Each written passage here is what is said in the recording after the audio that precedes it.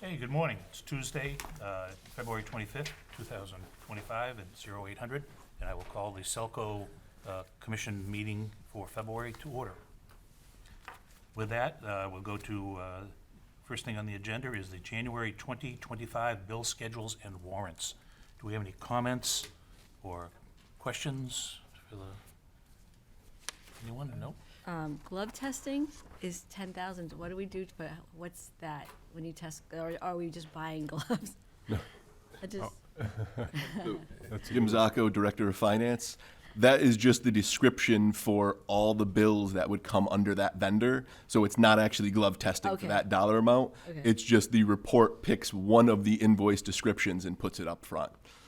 So there would be multiple other charges, I believe, under that. Like buying actual gloves. And, It could be buying actual gloves. It could be, which vendor is that for? Stuart Irby. Stuart, we buy almost like so much stuff. We buy wire from them. We buy, I think, other electric supplies. So it's not just, Safety mats? yeah, it's not just glove repair. But to your point, the glove testing isn't the cheapest thing. I mean, they send it out. We send out all of our rubber gloves and all of our rubber goods on a regular basis for dielectric testing to make sure there's no pinholes, that they all are fully insulated. So that, and they have a whole slew of high-tech equipment to make sure that it's all Okay. up to code. Thank you. Okay. Any other comments or questions? If not, do we have a motion to accept the So moved. bill schedule? Second. Okay. All in favor? Aye. Okay. Going on to the next agenda item, meeting minutes of January 28th, 2025. Do we have any comments or questions on the minutes?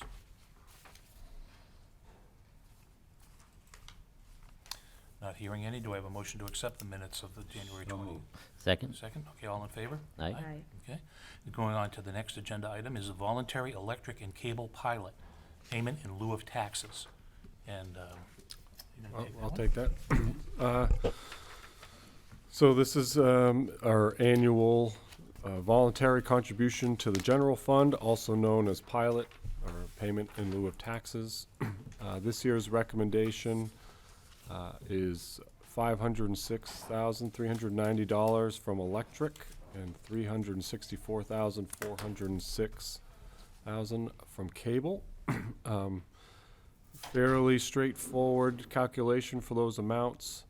And what I would recommend as the minimum amount for any municipal light plant is the net plant value times the tax rate per thousand. So in this case, at the end of 2024, our projected net plant value for electric was $40,903,901. So then you apply that to the tax rate of $12.38, arriving at the $506,390. Same process for cable. And so the idea behind that, just to add a little more context, is not only to make a contribution to the general fund to help provide an offset in tax relief, but it's also a way to be comparable to what a private utility would be should they have infrastructure in Shrewsbury. So that's the theory behind that calculation, and thus the recommendation of those two amounts is the pilot contribution for this. What were they this last bill. year? So good question. So last year, they were slightly higher. The idea here is potentially for cash flow purposes to split a potential pilot vote between this one and another one in the fall. So this one would align with the town's fiscal 25, whereas a fall vote would be 26. So this is about 300,000 less than last year's vote, but we would look to make that up in the fall. In the calendar year given, will be above what we gave last year. It's just that we're splitting it up. We're just splitting it up to better align with the And town's. this fiscal. allows the town to have, for town meeting in May, what the current pilot will be for their Correct. budget. And my understanding is that this has been in hand with the town itself, with Mr. Snowden and the town manager as well, to verify that everyone's nodding their heads that they agree that these Correct. numbers are correct. Yes. Yeah, okay. So the net plant value then is based on a 12/31, Yes. right? So then when you go back in and do it in the fall, is it gonna be based on, And so I did leave the background paragraph in there. It's it's a negotiated amount. Okay. So this is the idea to add some context or add some science to that negotiated amount. However, it is completely up to, there's no prescribed formula for it. for the So it's- balance, it's the up to balance your- that would be paid? Okay. Correct. Have we applied this formula using the tax rate in the past? It was Last- part of the negotiation? Last year. Just last year. Yeah. Before that, we didn't do it that way. Before, there was some overlap between, because it was, some of these things were rolled into the franchise discussion with cable. So as we try and better align pilot and franchise as two separate payments, that's when we started using this formula. So that was last year. Okay. Any other questions or comments? If not, do I have a motion to approve the voluntary electric and cable pilot payments? Was this the vote that required a separate vote somehow, or is it one vote? I just remember way back on the electric, there's some laws or something. Do you Is- recall it? That might be the other one for how many cable customers we have. Isn't there another payment there? You want to do them as two separate votes? I'd rather just in case, but I don't Sure. know. Sure. Why not? We'll do each of them separate, so if, with that case, do I have a motion to approve the voluntary electric pilot? So moved. Second. Second, all in favor? Aye. Aye. And do we have a motion to approve the voluntary cable pilot? I do. Second. Second, all in favor? Aye. Aye. Aye, okay, that way we're covered. Okay. Okay, the next thing is probably most important here for today's meeting, I think, is the review and consider approval of electric rate adjustment approach and allocation. And this is a continuation from last month where we got a primer on where we were headed. And I think now we're ready to discuss real money. Okay? Yeah, part 2 of 3, we're thinking. We already know Mr. Sacco. Yep, and I am Becca Keen. I am our Director of Integrated Resources and Customer Experience. Thank you. All right, so share. and Entire screen. I always have to have Jim show me what to do here. There's a couple different ways you could do this, but if you want the presentation to look, He has it down to a Yeah. science. View, right? yeah, however. There we go. All right. No, let's get rid of this too. Okay.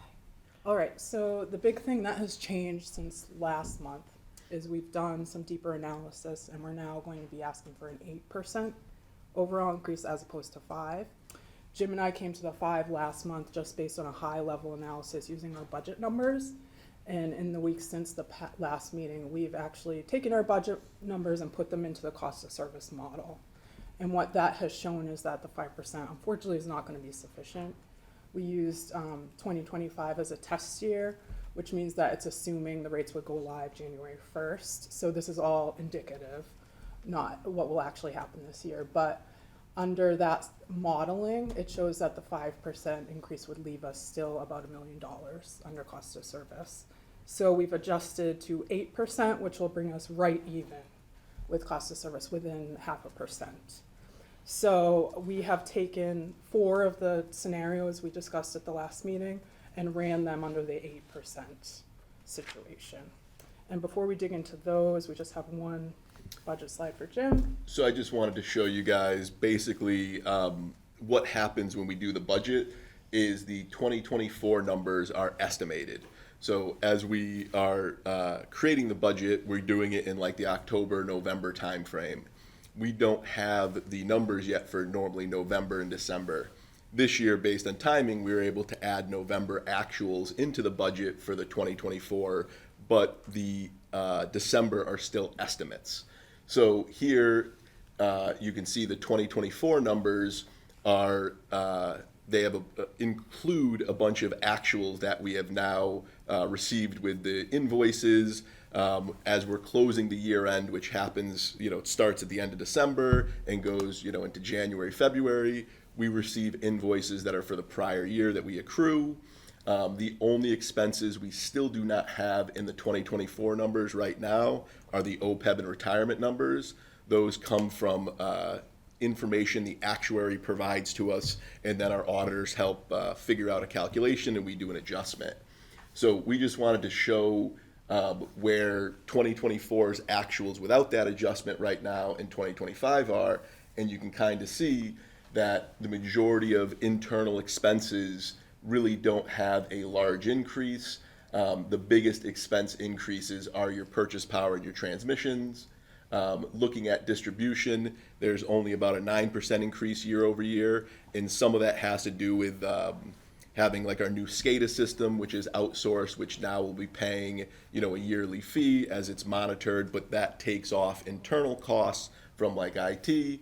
Customer services increase was mainly for one adjustment of, I think it was about $140,000 just to move some bad debt expense around. The rest of that is kind of natural increases due to, inflation and other type things. But when you take a look, a lot of the stuff is maintaining across the board on our end, and it's really the purchase power that's increasing. And like we discussed last meeting, the large driver of the power supply expense is transmission rates going up. So that you can see right here, it's, $2 million, which we knew was coming of this $3.5 million increase. So when we do our rate design over the next month, a larger share of that 8% will be applied to the transmission charge. All right, so anything else on this slide for her? Okay, so we have some pretty data-heavy slides on each of the 4 scenarios here. I wasn't going to spend a ton of time on each of these because I think what you want to see is the bill impacts for each of the major rate classes, which is coming up. So I'll breeze through these and just explain each scenario. So scenario 1 was a small increase for residential and higher for C&I. We went with 2.5% for the residential. Now this looks pretty good. We have just the residential class under cost of service and the other classes above, but we think one of the other scenario looks a little better. Oh, other thing to note is all these scenarios get us to the same relative overall position of about $43 million in overall revenue. And that seems to be where we need to be for our rates to be adequate.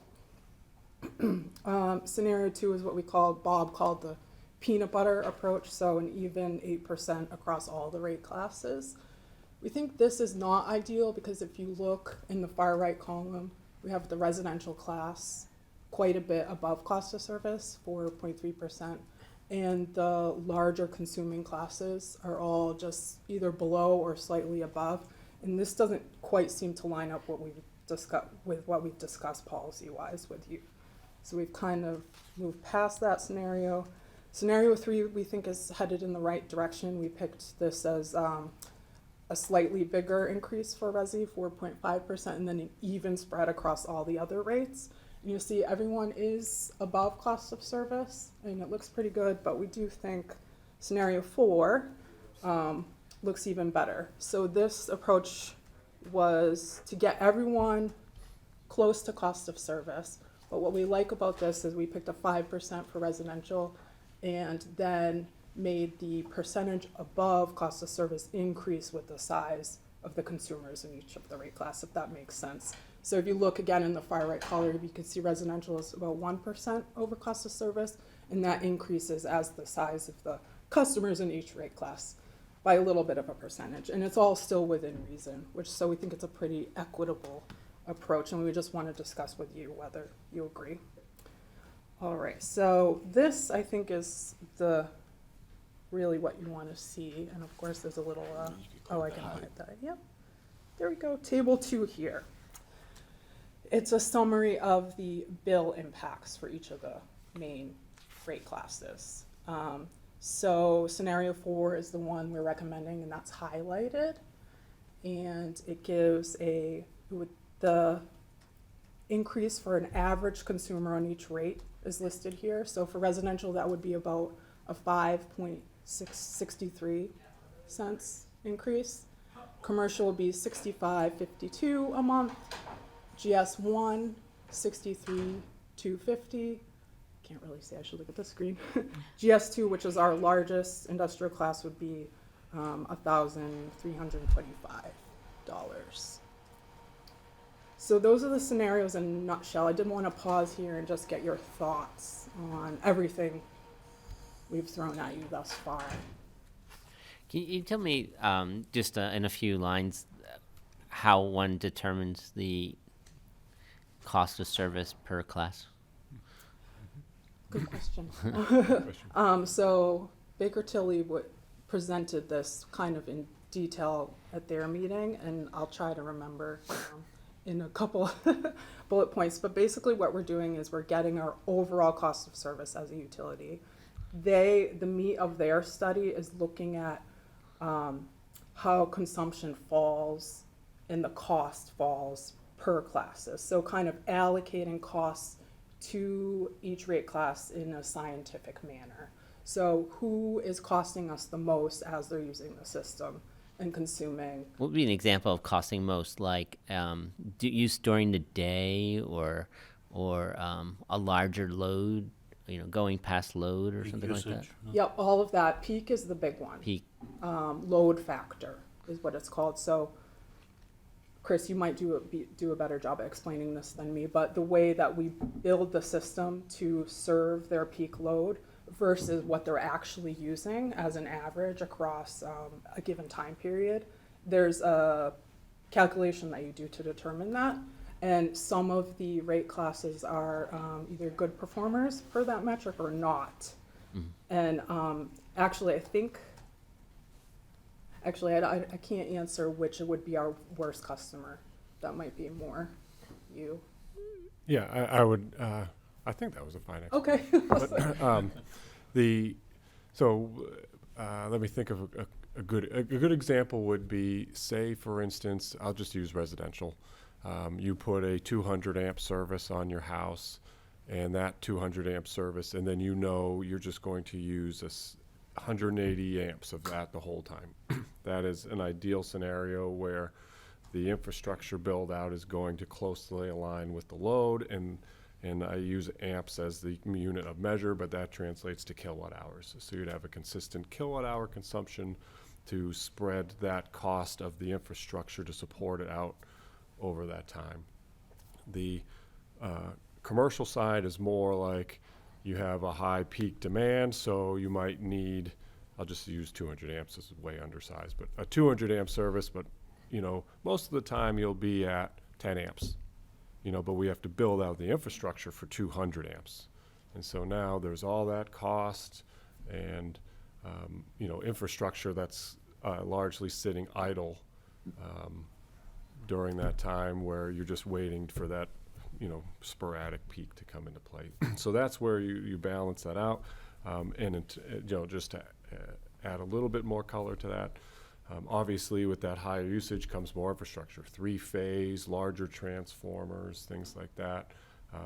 Residential, when you would do a cost of service for that, is single phase, some secondary wires, smaller transformers, so there's different cost allocations between the two classes. Well, in those larger industrial ones where if they're using the electricity during the peak time when measurements are going, And peak it time. also drastically affects us now as we see the transmission costs are 2 to 3 times what the actual Yep. charges for electricity are, that Exactly. those are additional burdens that we pick up. At least that's my understanding. Yep. And that's where more dynamic rate structures come into play too, time of use. That's a tool you can use to address that. Also, the demand charge we have on the larger classes helps deal with that as well. Yep. And just another anecdote, the last utility that I came from had one of the worst load factors that the cost of service study firm had ever seen, because they were 90% residential, had no commercial load to kind of spread the usage across the whole system. So that really translated into above average residential rate charges. And there wasn't much that utility could do about it except these dynamic rate structures. So one thing we could do, I can't answer off the top of my head which rate class came in the worst, but the report should tell us that. It should be somewhere in there, so it's something we could share with you next meeting.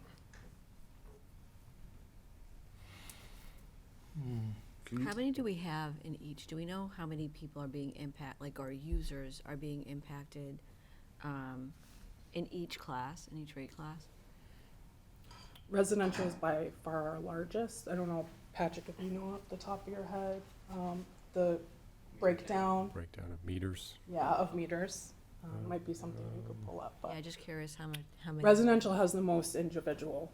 Okay, and then like the GS1 and the GS2, It kind of tapers off as you. that's what I'm climb up. figuring. Yep. So I'm just kind of wondering. It is- Who are we impacting at these higher amounts? Like how many, Yep. right? How many of our, If I had to give the best remembering factor from our forecasting, I want to say it was about 1,400-ish for residential. And then as you got down to one of the GSs, we made it to like 27 customers. And there was a 200 number in there. Couple hundred, yeah. Yeah, in one of the commercials as well. The municipal, I think, is just a handful of accounts. But that's what I can remember from just memory from our forecasting sheet. Residential, I mean, we have 38,000 people, so that must be a lot of meters, no? Mm-hmm. Patrick, can you Which- pull it up? Well, Yeah, less than Patrick half. pulled up the numbers. 14,000? Yeah. Yeah. Thing. 14. And who is this young man? Yeah. Patrick Collins, Integrated Resources Analyst. So, like Jim said, we're around 14,000 for 14,000, residential. Sorry, yeah, yeah. makes more sense. Actually, 15,000. Commercial, we're at 1,100. Municipal, we're at 101. No, wait, that was GS1 at 101. GS2 is 26. Municipal is 98. Those are the major rate classes. What was the commercial, sorry? 1,100. Okay. But the GS1 and 2, what are they defined as?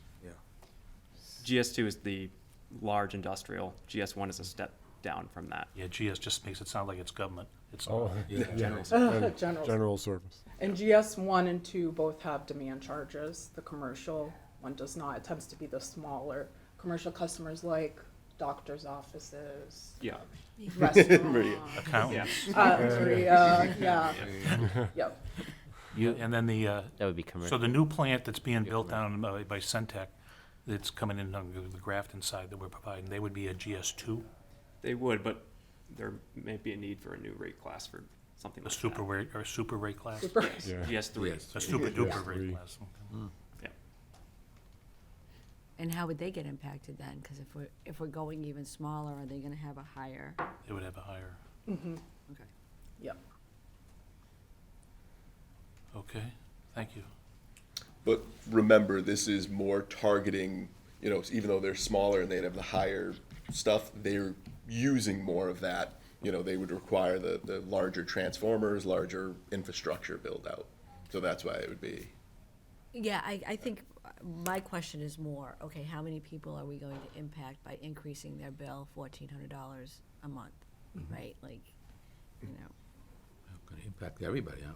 Well, not $1,400 a month. $1,325. But you're gonna affect, you're saying, I mean, an businesses. example bill is gonna go up about $5. Yes, to but she's $6 for- she's referring to GS2. Yeah, G- which is only 20-something people. And our 26. largest customers. Yeah. And as a percentage of the bill, that's a much Yeah. smaller. Yep, the average bill for them is, if you look up at the table at the top, 13,000 a month. And we should note that our last increase, we gave 5% to Resi, just like this, and the other classes did get double-digit increases, sorry. So they did get, I want to say it was 25%. We did have 0 calls and complaints that I know about when we increased those rates for those rate classes. And if you recall, we actually have slides on this. We're still very low for our GS rates in terms of comparing with our peers. Now, any increase, I'm just looking at the residential ones because of all the stuff that's going on right now with gas, the gas line and their rates. Yeah. these electric rates that we would increase, like, let's say it's $5 a month, that also includes the transmission costs. It's not a 3 times, $5 plus a 2 or 3 times for the thing. That's all inclusive, correct?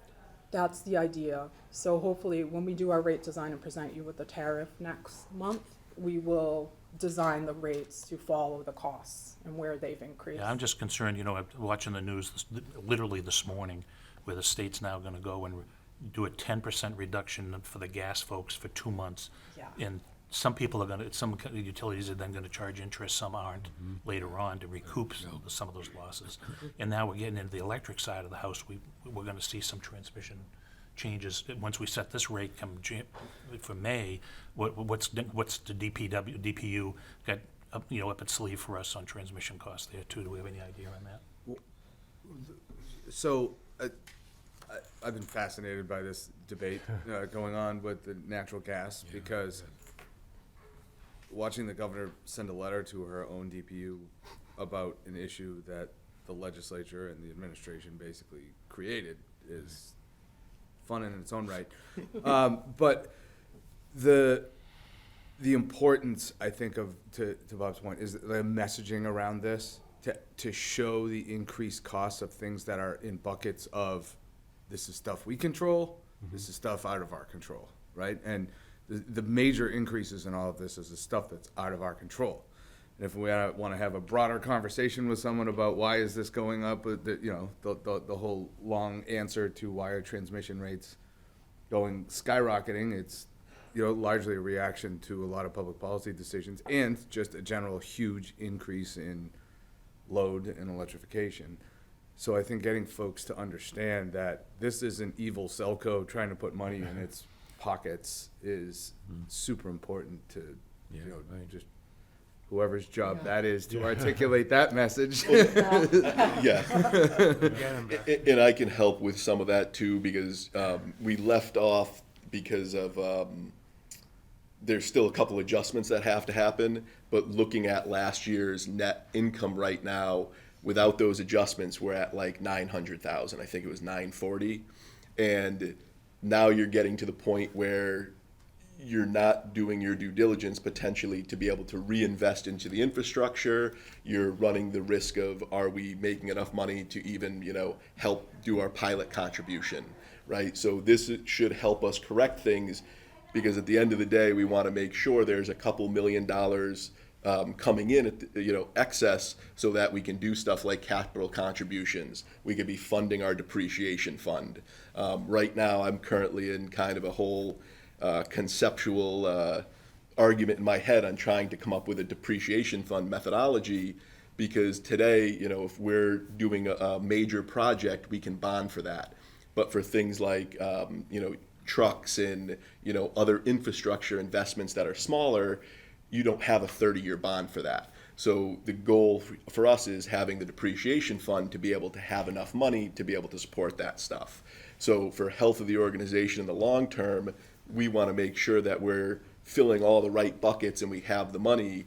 And there's certain methodologies, to kind of think about and consider. But if you're building a brand new plant today, are the costs just of that plant, going to the residents for over the 30-year use? Should the cost of that plant plus decommissioning that plant, be part of what is being recaptured in the rates? Should it also be part of it funding the new plant?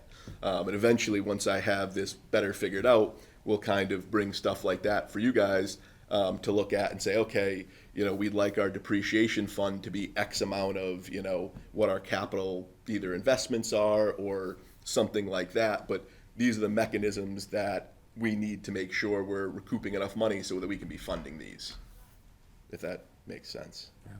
And one nuance to that is when we do our rate design, the energy charges, by statute, I think, they have to be passed through. Yeah. We have to keep those so that there's no margin coming in on them. Hence the GTA analysis that we do frequently to make sure that what we're collecting matches what our costs are.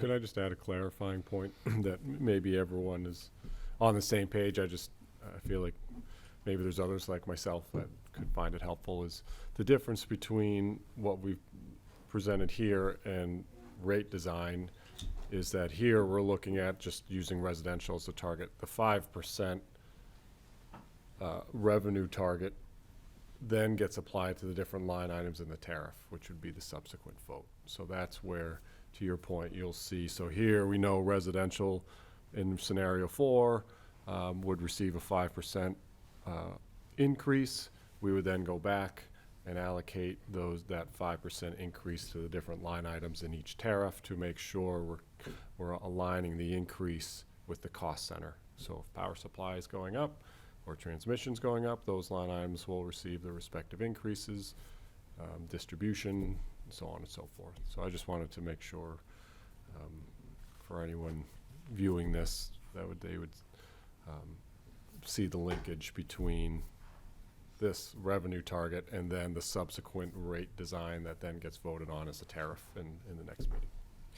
But do we, and people focus on the kilowatt hour or something like that, right? Is that a 5% increase, and what is that number, or is this increase get distributed throughout and therefore it doesn't disproportionately, or one way or the other, disproportionately affect the kilowatt hour, which was what I think people focus on, Yep. if that's right?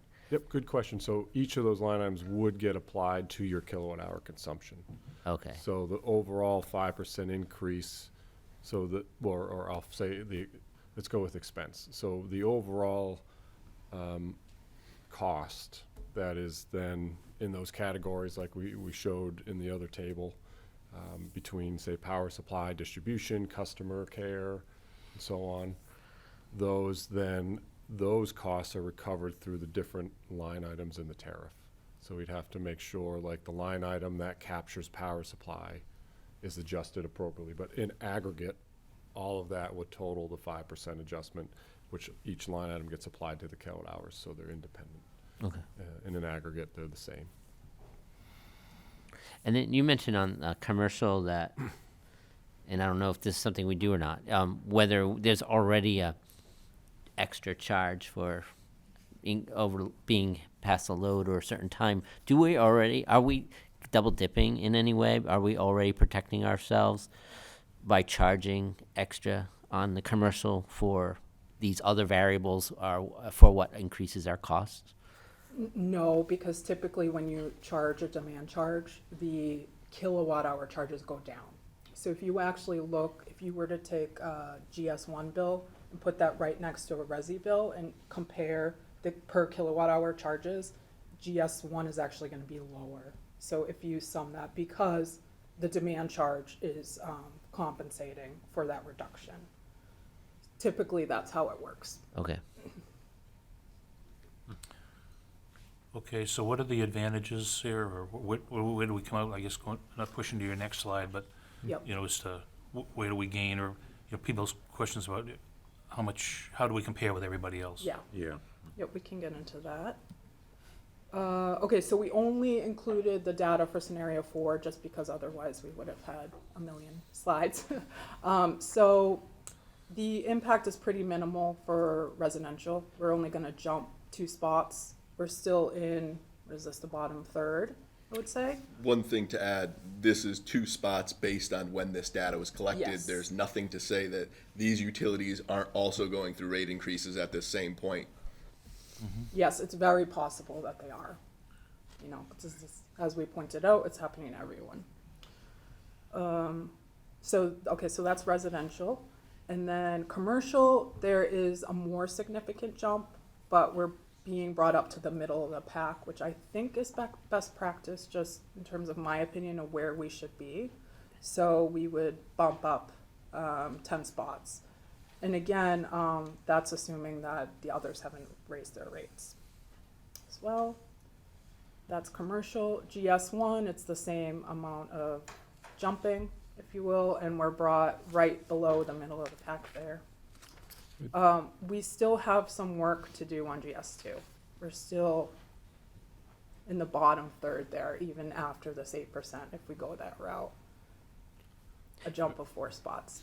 I was going to say, do you know why on the GS2 do you think that other munis are more aggressive with GS2, just assuming they could afford it, and therefore they kind of maybe make them more than allocated costs? Is that the logic maybe? Yeah, that's just my sense, nothing, scientific, but I do think that Politically generally, easier. Yeah. that is like a rate Yeah. design approach. Right, for the- Yeah, Yeah, Yeah. almost like taxes, right? If you have a CNI base, a lot of towns will make the CNI tax rate higher. yeah. And that is a policy question for you all, to think about. Oh, sorry. No, well, you had also mentioned that you would potentially would be creating a third, an even super duper GS Yeah, rate here. I do think there's a need for that. We're having some very large customers come online, and it seems like GS2 might not be sufficient. So I put that in our next steps categories, things we can work on for over the course of next year to come up with some new rates, and address some of these issues, because when we're presenting an average consumption for this class, the size variance between the customers on this rate is huge. So I think we do need another tier to address that. Yes, go ahead. I just had a question relative to the GS1 rate comparison. Is that a universal category? GS1, GS2 by load or something? I just wonder how we can compare to Taunton Yep. in a GS1 and a GS2. So it's all the consumption metric. So up at the top, it is based on a customer. So what MWIC does is they look at all of our rate classes Yeah. and pick this size customer Okay. and just determine what the cost would be in that town. So the rates are not all gonna look the same. Some towns are gonna have more rates, less rates. The threshold for where the customer fits into the tariff is gonna be different. So they sort of just pick these main metrics and evaluate and actually, they have more options than we present. We tend, for instance, to pick the 750 kilowatt hour analysis for residential because that reflects our average consumption, but they also present 250, 500. So it's all about the total cost of the bill in that town. Doesn't Shrewsbury want to be competitive, try to bring in some of these GS1 and 2 customers, so it's good to have a low rate, but you don't want it to be. But not on the burden of residential. Exactly, no, you don't want that either, right? Which I will say, I don't think a lot of customers this size They'll look- really make their, location decisions based on that. And the only reason I say that is if you look at some of the new customers we have coming online, they are partially in other towns and their taxes would be lower in this town from what I've heard. And they could have moved more of their business into this town, but they just did enough to get their utilities in. Is that kind of correct, Chris, from? That comes to the crux of the debate of what Mike was talking about, Yeah. right? You attract that business in with lower utility rates, you can get them in, you have to put that on the back of the residential customer, but then the tax rate, Yep. but then you have the same, debate on tax rate in towns that have a split tax rate of commercial versus residential. So it's that balance between all of them, to how do you get these businesses to come to our community? And Worcester has that fight every year. Right. Yeah. Exactly. And I think you see that more at a state level too, where it's like, oh, I'll go to this state because they're giving away Right. freebies. Right. Okay. Well, it's interesting, just on that note, doing a lot of work on data centers right now, and nobody's looking at a data center in the north, like a hyperscaler in the Yeah. northeast, Oh, yeah, right? They're going to wherever the energy's cheaper. Memphis. Yep. yeah, right. Yeah. Okay, so what, Well, this discussion, I think is something that eventually we'd like to get an answer on from you. But for now, is this impact to GS2 okay with you? And if it's not, we can rerun the scenario for less of an impact. oh, no, you're saying no, GS. Okay, we're okay with this. I think, Okay, yeah, I just think we're wanna just make trying to sure. get a sense of what's going on. Yep, My own opinion is they gotta pay more. But- okay, And on top of that, you should have the GS3. GS3, to- okay. Should even pay more, and then, so to carry the load, because they're getting the benefits that, that's Is- been approved. Is there a GS3 precedent, like you've always shown? We have always seen these charts. Is there another chart that's GS3 for the five munis and whatever's that do that? good question. I don't know, Patrick, do you know if there's another analysis above I this? believe there's a bigger. There is another tier. Yes. Yep. be interesting to see that, and then I Remember think what the consumption is? No, I but think it's in- above 100,000 kilowatt hours. Yeah. KW. I think investigating that sooner rather than later would be helpful, and think learning more about how we're going to communicate this and timing. Yeah. Like, I'm ready to vote on this now, but so it's more like Right, get it in the place. question of when do we think, given the pain folks are feeling on the gas side perhaps, but when do we plan to vote this in? When is it going to be effective, and when does it need to be effective given your budget expectations? Do you mean this rate increase or Yes. a GS3? The No, rate cost increase, side. these Okay, rate this, increases. we're hoping for a May 1st Yeah. implementation. Well, what you were looking for is for us to approve it today, so you can get notification and get it set up, so that it starts 1 May. Actually, no. Oh, No, what we wanted to do was just make sure you were okay with the scenario because we still have to do the work of the rate design and the tariff. So we'd bring that to you next month for approval, and then what would that, we'd be in March, right? In March. So we'd have a couple months before May 1st rolls around, and actually won't hit people's bills till June, because it would be the May 1st. Just an okay thing today, it's not a. Yeah, it's scenario for what we want to go with. If it is, we will bring you the tariff next month. just present a GS3 next month. Yeah, I would love to see a GST sooner rather than later. I don't know if you can include that in this analysis or not. I don't think so. I No. just don't think we have the time. Okay. The big thing too is when we're building rates in our system and stuff like that, we want to give enough time to test and make sure everything works through. Yeah. So we could, in theory, at any point, add a GS3 in the year. There's no time frame, but if we are able to push this through in time, now we have the rest of the year to kind of look at that and, make sure we're analyzing what are other towns doing, how are people doing this, and then making sure we set this up correctly in the system. Okay. Yeah, I think after we get this tariff done for you, then we can start work on those individual tests. In a couple months, we can come to you with a new tariff probably. And then, like Jim said, the testing though, that we want to give ourselves several months for that as well. So when you come back next month, will you come back with the rates and the marketing strategy? Sure, we could do that. For us to approve the next Yeah, month okay. to go to the next step. But I think today, that we're really here to approve that we agree with your approach and allocation. Right. And it looks like, unless I'm missing something here, the section, I'm sorry. I do, Yeah. relative to that point, I just have one thing maybe as a consideration. And I love the way you guys presented this across rate class with the little red marker in there to kind of show us the jump in the spots. Right. It's very helpful visual. And I love where we are residential, right, across the lake, and you're double, right? Commercial, in scenario 4, we're suggesting 13%, and then the 2GS is 11%. When you look at our commercial rate comparison, it's the one where we're already the highest, and we're suggesting we increase it the most. Versus the 2GS, GS1. So what did we say? Commercial has 1,000 customers. GS1 about 126 for GS2. GS2 is also the highest number, I think, of those three, if I'm correct, right? 9 million on GS2. Just to be careful, technically, if you look at this slide here, we are not recommending that commercial has the highest jump. Just on the charts for comparison, it would have the highest jump. So that's across other municipalities and other utilities. Correct. But you're only looking at a 2% increase, where for GS 1 and 2, you're looking at 5 and 6 respectively. What's rate design rate change 13%? So that would be their increase for this under scenario. However, That's what the far right column is how we got to that number. They would be after that 13%, 2% above cost of service.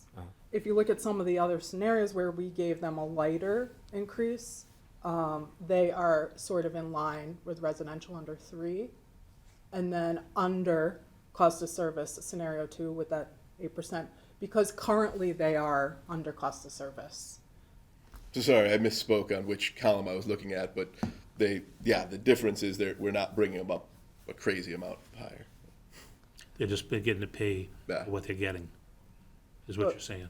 But Matt, I think that that's a fair question. You know, like, do you feel comfortable giving them the higher increase now to get them to this 2% above cost of service? It's something we can also break up. Because I'm just thinking about their bill, Yeah. right? At the end of the day, like, that's all they're gonna care about. They don't care Yep. about where they fit into No. the whole scenario, right? It's a And when we have $65. GS2, kind of way down here, commercial already up here, there's 1,000 customers here, there's 26 here. You could You're bump still, you know, maybe you jump up 10 down on GS2. It's a bigger pot of money too, from a revenue perspective. Yeah. I don't know, just something to think about, because they're already, I think keeping, you know, trying to keep everybody in that lower third, where we're not gonna accomplish that with the commercial rate class. If I Nor may, should we. if I may add, just one thing, sorry. Like you're increasing somebody like a smaller business. Oh, no, this right, was saying by- back to by the higher ones, the ones, Yeah. the GS 1 and 2s are the ones that, okay. Well, that's what I was going in that theme, is just with different discussions around rate design to this exact point. Right, obviously residential cost, like there's no mechanism for a residential customer to then take that increased energy bill and pass it on through a product or something they're selling. You know, commercials, that next tier, but then by the time you get to GS2, these are large, you know, companies that have products or commodities they're selling, and they have a mechanism to recoup those expenses. And so, you know, distributing it more in line to, I think to some of your point, adding that burden and going above cost of service is more palatable in that case, because they're a business that can then, you know, allocate it amongst their own customer base, whereas a resident cannot. Well, you have to be careful too, because like how much can businesses increase their product Also costs too? true. It's not like, oh, okay, my costs are increasing, so like, you know, at some point, the consumer's gonna be like, no, I'm not gonna Yes. pay that, right? I'm gonna go somewhere else, right? Exactly. So, and I think that's probably something we probably need to be conscious of, especially in that commercial Yes, zone, that small totally agree. business, because they can't Right. afford to pass that along. And that is such a, when I think of the community, I think that's like the fabric of the community, right? Like all that Like commercial. if you're thinking like, restaurants too, Yes. this is That's gonna what I'm- include, you think of these small restaurants, they're they're holding on by a shoestring. Yeah, Right. they're maxed out with labor costs as it is. Like you keep increasing their Right. utilities, it's gonna break them. Nope, and to your point, I mean, and I'm sorry to add to it, but just like, you know, you're right, your local pizza shops fall into commercial. GS2, you're starting to get to national companies, you know, international, like That are here for cheap electricity rates. Exactly. If there's looking at cost cutting, there's a lot more options if you have a multinational Did you company. increase the others? So I think that's Do important. you Just think drop that, that to a I'm, level. do you think that $65 a month? Also just bump. I can't do that. Like I can't pass that on to. Yeah, but do you think that really that didn't sound like a lot to me, you know, 320s in a way, like $65 doesn't sound like a lot. I hear what you guys are saying, that we don't want to necessarily impact, but you know, I would assume any business, even a struggling one, at $65 a month, I mean, that's not what's gonna break them, but. That So I don't know, plus other. $800,000 a year to, you know, I'm just thinking of like the tiny business that's like just trying to hold on. Well, if you sell flame broiled steaks, you're really paying. What? If you're selling flame broiled steaks, you're really paying because of the gas. Oh, yeah. Well, that's it, right? Like it's like for me, I think like the restaurants, 12. but and their labor costs, as it like that's a lot. It's a lot. Yeah. So one thing Patrick just did quickly is we kept the commercial increase at 10% and reran all the other numbers. So we could do that, we could give them, drop them to 10%, which would be about a $50 a month impact for them. And then we could increase the other two to 12%. So GS1 and GS2 could get 12.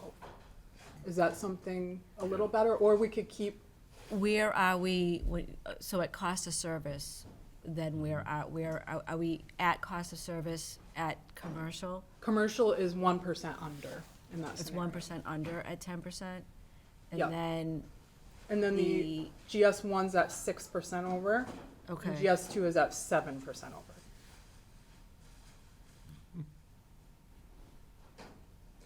To me, it's $15, and I think you got it right the first time, but I wouldn't.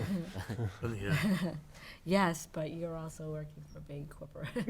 No, Yeah. nice. Hey, I pay the Worcester Out of rates. town, out of town even. I pay the Worcester rates. Okay, I think- so, I don't know, I get a sense of give and take. Why don't we look at that option for next month, 10% for the or even commission? get them at cost of service, so that Okay. 11%, right? About Get them 11. at- 11, Get them at cost of service. Yep, And Okay. then the other two, bring them up to make up for that. accordingly. I think that's a fair compromise. Yeah, that's fair. Okay. Be $58. Can we have a motion to accept the, You don't budget. Yeah, the approach and allocation? approach and allocation. So it's moved, and I got that $900 gas bill. I'll give a second to that. All in favor? Aye. Okay, so, great. Thank you very much.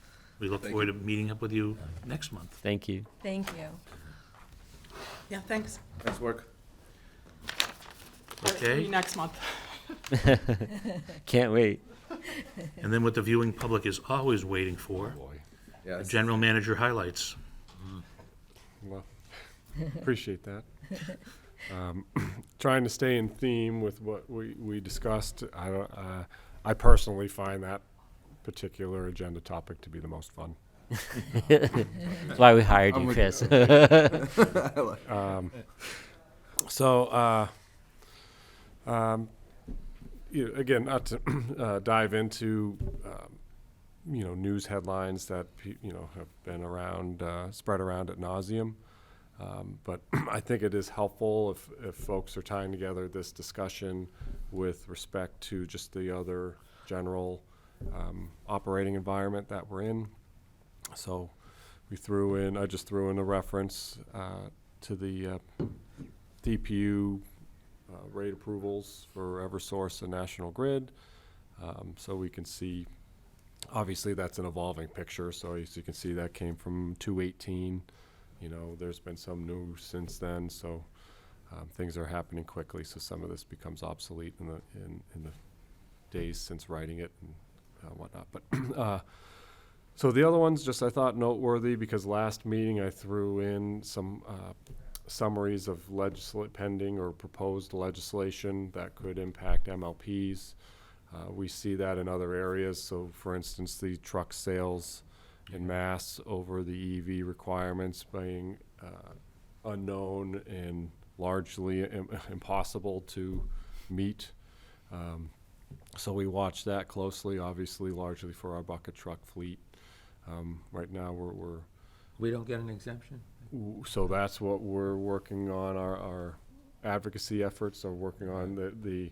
There is an exemption for like snow plows, but right now there isn't anything clear, or we're not getting a clear answer on an exemption for utility vehicles. So we're still working on that, even since the month has passed since our last meeting. Is that in DOER regs? Yes. Yeah. So, so we're working on that. I mean, it's literally impossible to meet, so I don't know. There isn't even an alternative to, getting it. But the problem is you can't even buy a truck. So luckily, we're in a spot where we're not in an immediate need, or we have things that are already in the pipeline. But after that, we'll see what happens. What is the penalty? That there a is penalty if you also don't- unknown. Yeah, So- take the penalty What's the and run, enforcement yeah. mechanism? Right, Yeah. yeah. Yeah. So. Sorry. Can't buy a truck, like everyone's just gonna get penalized.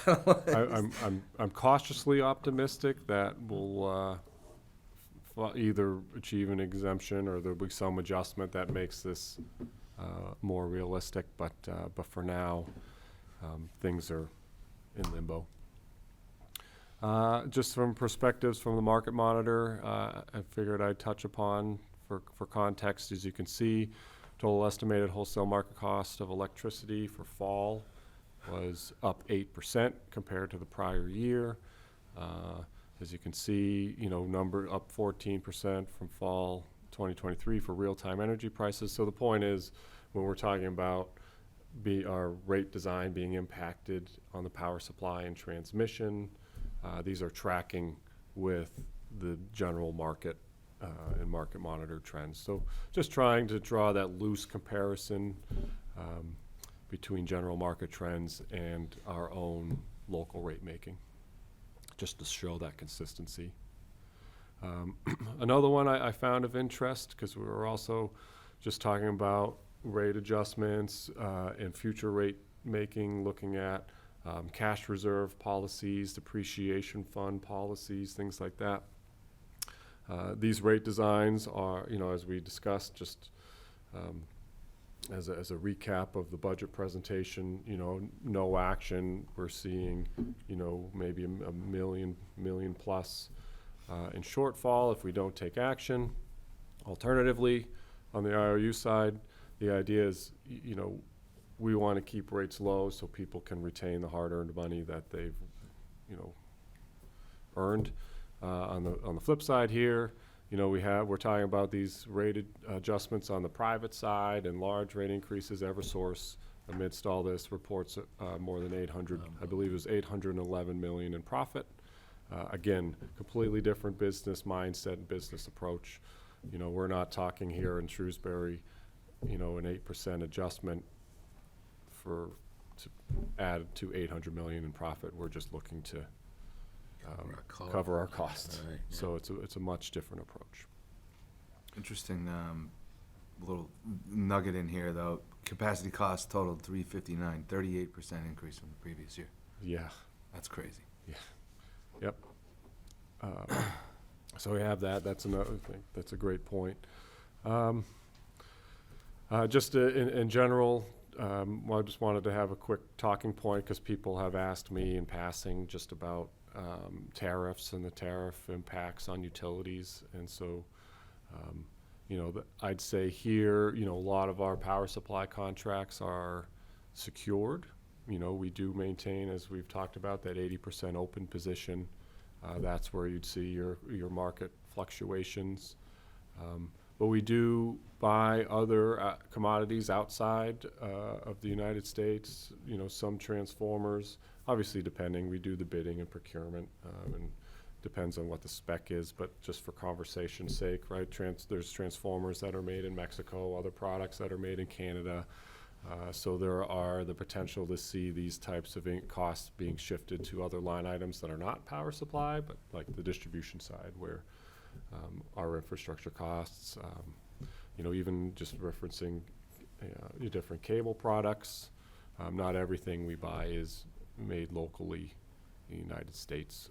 So that's where we'd see those impacts. But largely on the power supply side, we've done our best to implement our hedging strategy to try and minimize these type of short-term cost fluctuations. Do we have enough transformers now? I would go as far to say that, we're comfortable, but we procure them, the pipeline for new ones, so we still have a mix of some of the ones that we've purchased that were refurbished. We haven't, but there is still a shortage and long lead times for new transformers. It's not like it used to be. But we have enough. Yeah. It's just, at least for me, it's not quite where it was before. Yeah, We we're not can be ex- yeah. comfortable. We're not out of the woods. I'll just skip over just some tidbits on power supply mix during the cold weather. Another one just to kind of reinforce the cost component that we've kind of talked about. So these are just the things that go into the rate making that we just discussed. So I thought those would be good topics to have on there for further reading, should you be interested. Seeing this oil one in here. Oh, sure. The Home Depot run one day and heard the generator running. Has that been Yep. working pretty hard this winter? Yes. In the cold one?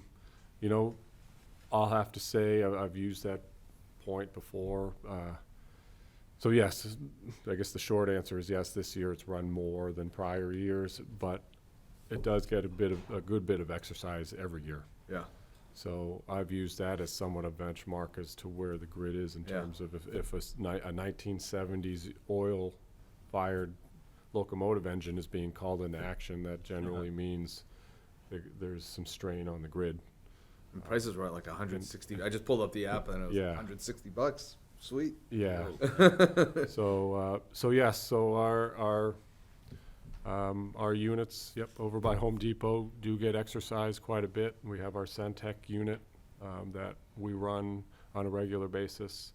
I believe, I'm now gonna forget, in the last month or two, whichever month it was, but we've had to do a mid-season oil fill for the tanks.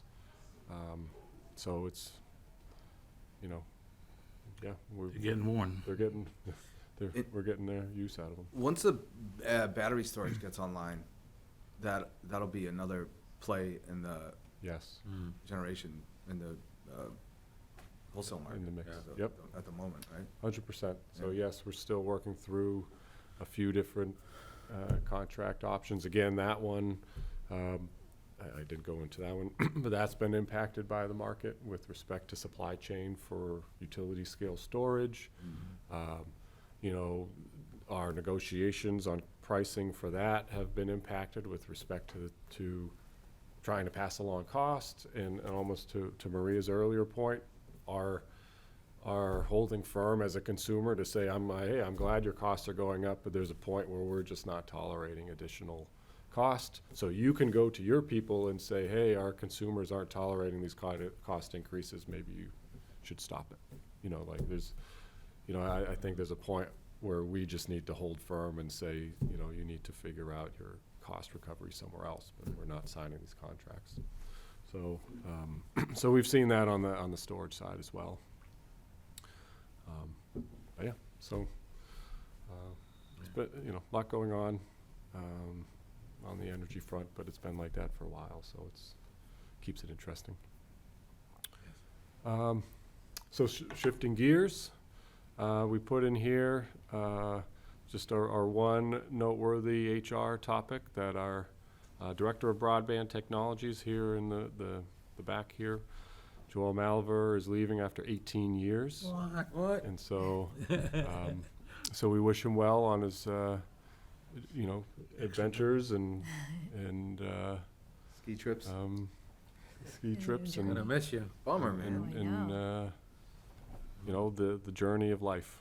Yeah. So, so we had to put that in there as a, you know, for some well wishes. So Right. thank you for 18 years, but he's still around for a few weeks, so there'll be time to give him a handshake or a high five. Now, job. Now, he personally is not responsible for the blue circles of death we've been having the last week or two on Buffering. buffering. But can we explain what's going on to the consumer? Because I don't Great know if point. that's coming on the thing. Yep. Because I don't want him being, people thinking he's leaving because he couldn't stop them. Yes. Oh, I got you, buddy. And who are you?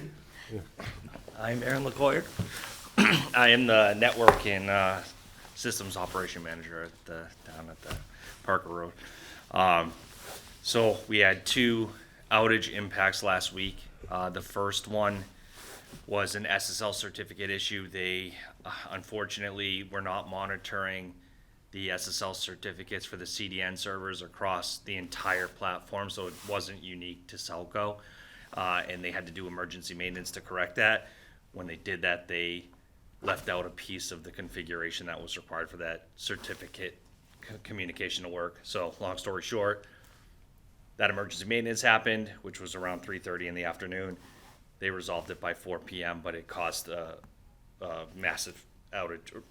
It caused a full video outage for us, right? Which was not unique to SELCO. That has been corrected.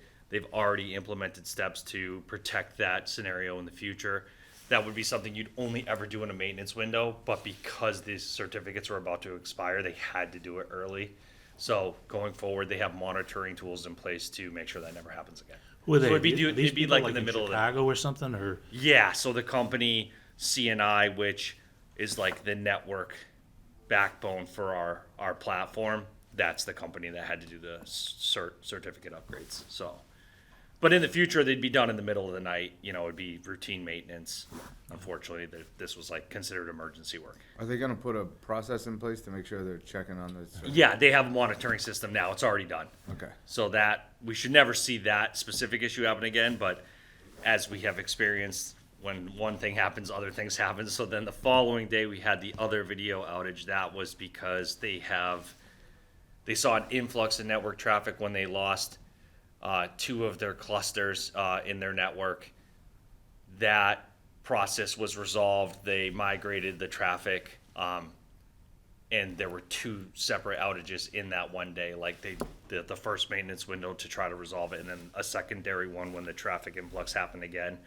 That is still being investigated as far as how they can alleviate the influx that they saw if there was an issue to any of those clusters. So. They all wanted to watch the hockey game.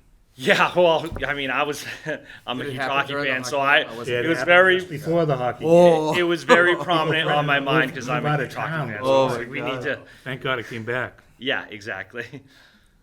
Okay. Yeah. So we know the root causes. We know that there's implementation to fix these in the past. Yep. Well, except for the second one, right? This- The yeah, second- so- second They're still scenario figuring out is what- the influx of the traffic, right? Yeah, exactly. So that requires more. The first issue, that's an easy fix. That's a procedural problem that they've corrected. The second one, they have to investigate as to why that's happening, which I'm still waiting on the official, reason. Is that an infrastructure What's issue? Is that an infrastructure issue? Like do they? Yeah, the problem in this scenario is that's an infrastructure that's completely outside of our network and or control. So it's just the nature of our service. Like, we have to go through this company in order to get the delivery. And Wasn't there a note about a second trunk line or something, or another feed? Okay. yeah, so we actually already implemented a secondary connection. So last time we had issues, we talked about how we would introduce fixes. One of them has already been done. It's a company. We have one, for the sake of terminology, we have one trunk line that's through a company called Cogent, right? And both our Boston and our Worcester path used to use that same company. Now our Boston path is using a secondary provider called Hurricane Electric. So we have redundancy across different companies for our paths. But this outage wasn't related to that. This is their data center where they're having a problem. And if I may add, so we have those redundant paths. I think it is, to your point, noteworthy. All these paths, like at some point you have to find an endpoint, and they all then converge now in Chicago. So if Yeah. that endpoint in Chicago has an issue at that data center, I think that's the right terminology for facility. That's where like this SSL licensing issue is not infrastructure, but it's confined to that one endpoint at that data center. Yeah, I mean, I will say, since the launcher stream, constant improvements are being made. I mean, it's new for us. It's new for a lot of people. The streaming platform has been around, but the front runners of the streaming migration weren't live TV providers, right? So like, there's a lot of work that still has to be done to build the redundancy and such things. But I think we're making a lot of good improvements. In addition, we talked about this last time we had outages as well. In addition to the redundancy in the paths, we also are working on how the traffic is delivered for a more stable delivery, right? Right now, it's without getting too technical, it's like a layer 2 traffic base, and we're switching that to layer 3 so that in the event we have a hurricane or something causes a fiber cut completely out of our network, but it still affects us, we can reroute that traffic automatically, right? Quicker. Okay. Only as So we good- need to be patient. You're only as good. You're only as good until your next blue circle of death. Yeah. Thank you. Yep, no problem. And back to Joel, we hold none of this against you, young man. Good. Yeah. We wish you all the best. Been 18 years of great service. Yep.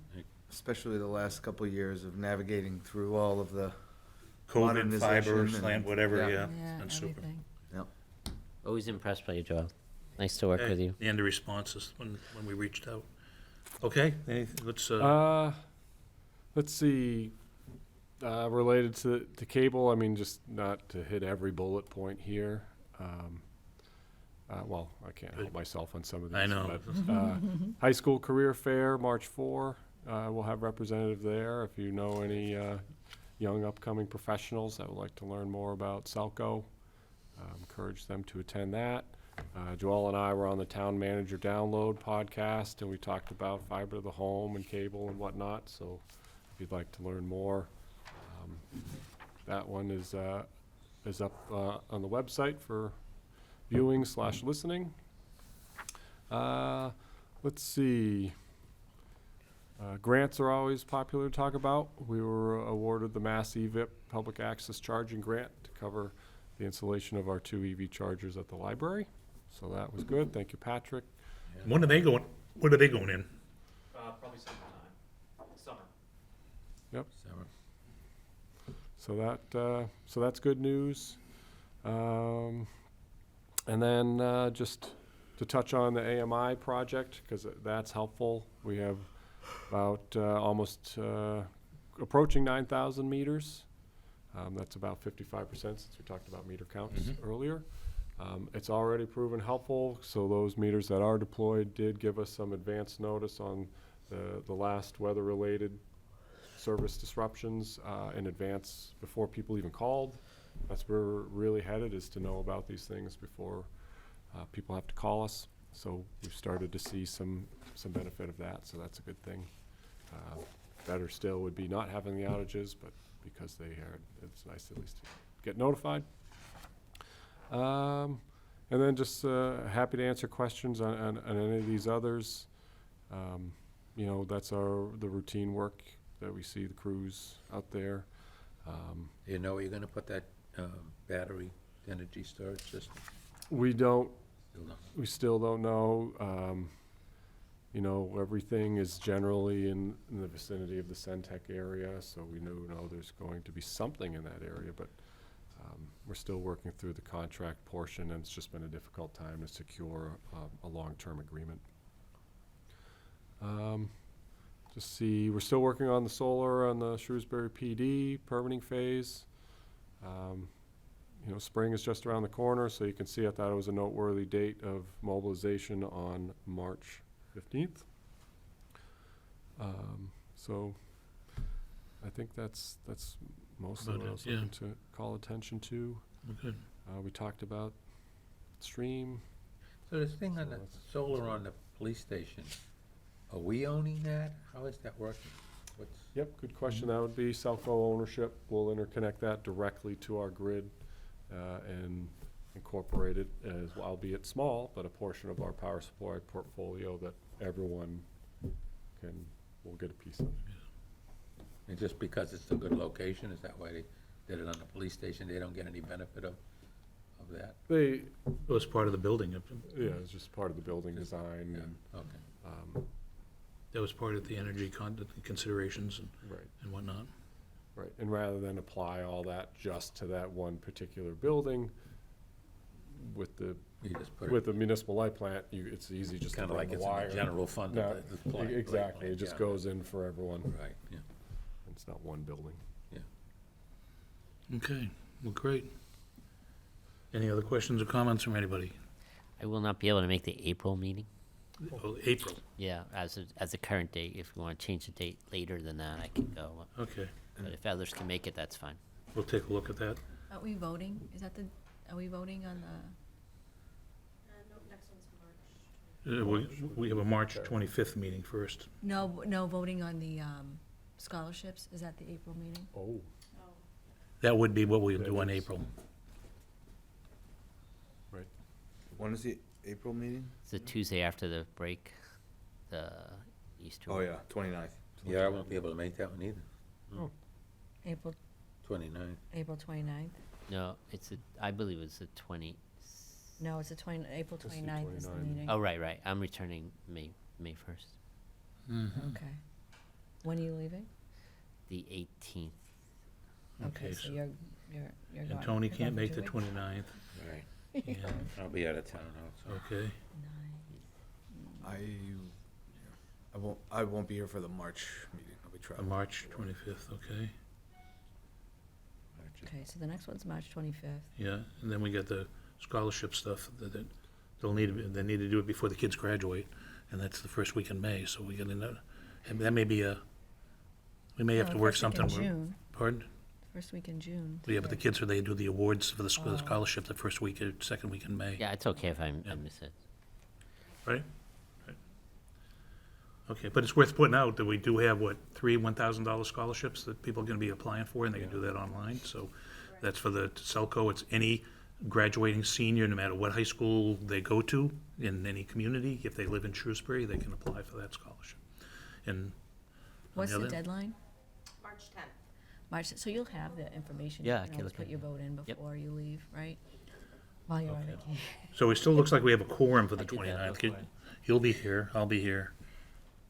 Will remote participation be an option for that one? Yeah, yeah. I can 29th. definitely attend. I'm just not sure yet if I'll be traveling. Okay. Well, for now, let's go and say that with the next meeting we're gonna have is March 25th, which is a Tuesday at 8 AM. And we only have one person that cannot make that, okay? And with that, we'll adjourn and then we can discuss in March what we're gonna do in April. Great. Do I have a motion to adjourn? So move. Second? All in favor? Aye. Aye. Thank you. Aye, aye.